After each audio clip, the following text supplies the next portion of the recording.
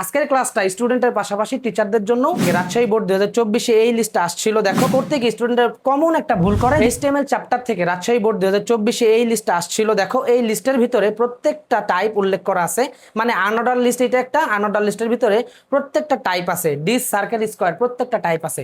এই কোডিংটা করতে গিয়ে স্টুডেন্টের কমন একটা ভুল করে যে তারা প্রত্যেকবার একটা করে আনঅর্ডার লিস্ট নেয় এবং সেটার ভিতরে বাংলা, ইংরেজি, আইসিটি ক্রমাগতভাবে লেখে, তারপরে কোডিংটা শেষ করে। এইভাবে যদি তুমি এইটা সলভ করো বা কোডিং করো তাহলে ভুল হবে। তো তোমাকে আমি একটা ইউএল ট্যাগ নিয়ে এইটা সলভ করার সহজ একটা টেকনিক বলে দিচ্ছি। আজকের ক্লাসটা স্টুডেন্টের পাশাপাশি টিচারদের জন্য, যারা এই ধরনের ম্যাথ কিভাবে করে জানে না তাদের জন্য। দেখো উপরেরটা কিন্তু রাজশাহী বোর্ড 2024-এ আসছে, আর নিচেরটা কিন্তু আমি নিজে বানিয়ে দিছি।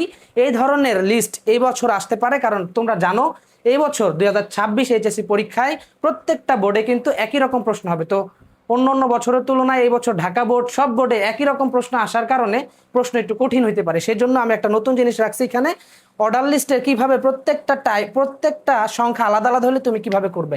আচ্ছা, রাজশাহী বোর্ড 2024-এর এইটা আমি সলভ করে দিচ্ছি। দেখো তুমি প্রথমে কি করবা, HTML লিখবা, HTML, তারপরে কি লিখবা, বডি, বডি।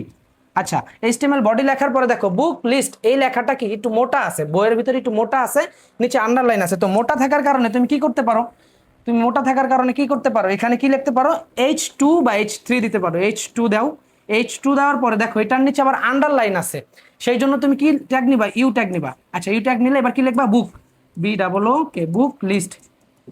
বুক লিস্ট লেখার পরে তুমি ইউ এবং H2 ক্লোজ করে দাও, ইউ এবং কি H2 ক্লোজ করে দাও, H2 ক্লোজ করে দাও।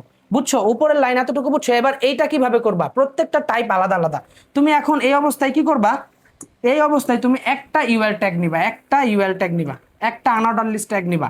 আচ্ছা, তুমি একটা ইউএল ট্যাগ নাও, এই যে ইউএল ট্যাগ নাও, ইউএল নিলে। এবার এটার ভিতরে কোনো টাইপ লিখবা না, ঠিক আছে, এটার ভিতরে কোনো টাইপ লিখবা না।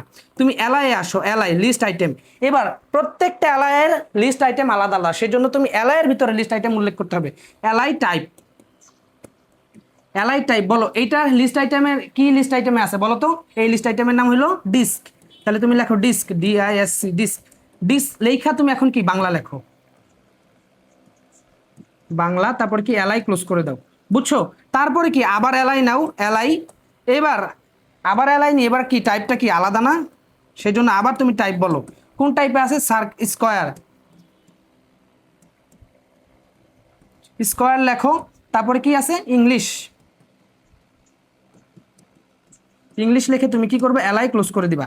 তারপরে আবার কি এলআই নাও, আবার এলআই নিয়ে, আবার এলআই নিয়ে তুমি কি করবা, টাইপ লেখো, টাইপ।